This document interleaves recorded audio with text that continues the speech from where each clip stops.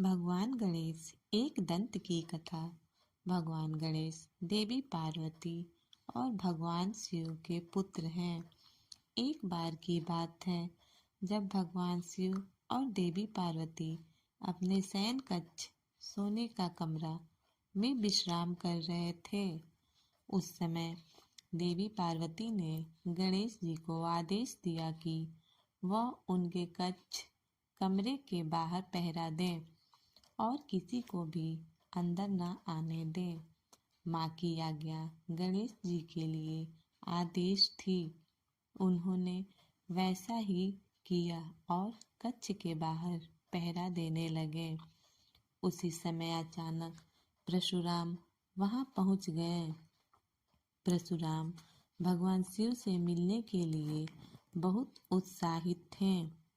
दरअसल उस समय पृथ्वी का राजा कार्तवीर्यकाउस का अत्याचार बहुत बढ़ गया था और परशुराम ने इसी कारण उसे मार दिया था। यह खबर भगवान शिव को देने के लिए ही वह कैलाश भगवान शिव के निवास स्थान पहुंच गए थे। भगवान शिव के कक्ष की ओर परशुराम तेजी से बढ़ता देख गणेश जी उनके रास्ते में आ गए और उन्हें रुकने को कहा, लेकिन परशुराम भगवान शिव से मिलने के लिए बहुत उत्सुक थे। इसलिए उन्होंने कहा कि मुझे भगवान शिव से मिलना है। परशुराम की इस बात को सुनकर गणेश जी बोले, मैं आपको अंदर जाने नहीं दे सकता। माँ ने किसी को भी अंदर न आने का आदेश दिया है। गणेश जी की यह बात सुनकर परशुराम गुस्से से लाल हो गए। उन्होंने कहा, तुम मुझे भगवान शिव से मिलने से नहीं रोक सकते। तुम नहीं जानते मैं कौन हूँ। इस पर गणेश जी ने कहा, आप कोई भी हो, उससे मुझे कोई फर्क नहीं पड़ता। मेरे लिए माँ का आदेश सबसे जरूरी है। मैं आपको किसी भी सूरत में अंदर नहीं जाने दे सकता। गणेश जी की इन बातों से परशुराम को परशुराम का गुस्सा सातवें आसमान पर पहुंच गया।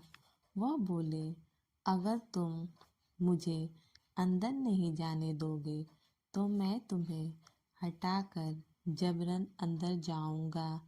इतना कहकर परशुराम आगे बढ़ते हैं, लेकिन गणेश जी परशुराम को अंदर जाने से रोकने के लिए धक्का दे देते हैं और परशुराम दूर जाकर गिरते हैं।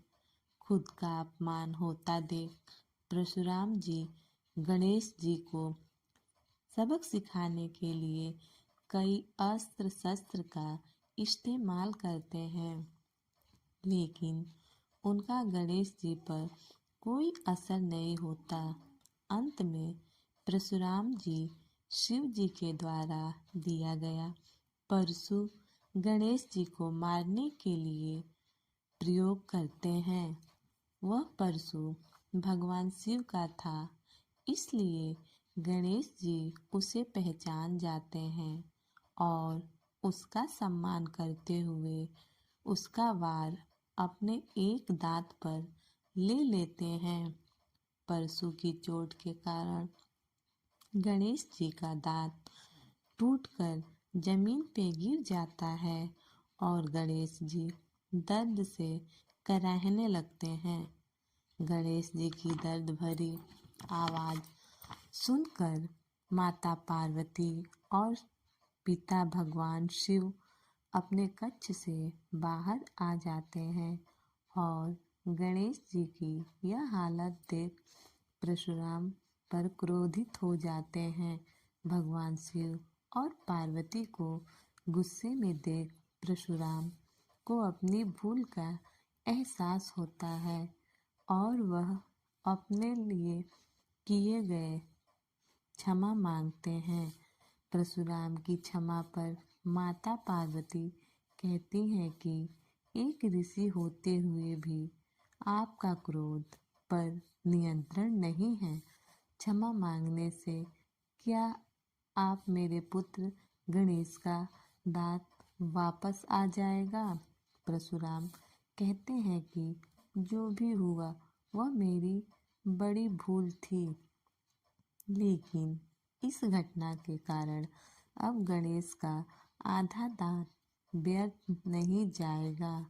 इस घटना के कारण ही अब से पूरी दुनिया में गणेश को एक दांत एक दंत के नाम से जाना जाएगा।